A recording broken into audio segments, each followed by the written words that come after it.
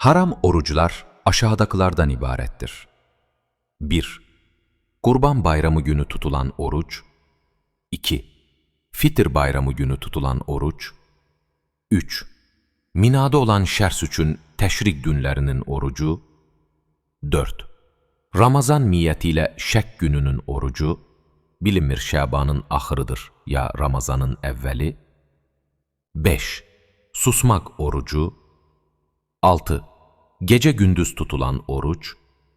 7. Qadının ərin hüquqları ilə zidd olan müstəhəb orucu. 8. Övladın ata-ananın əziyyətinə, narahatlığına səbəb olan müstəhəb orucu. 9. Xəstə şəxsin, orucun zərərli olduğu şəxsin tutduğu oruc. 10. Müsafirin orucu, səfərə gedən şəxs, istisna olmuş yerlərdən başqa.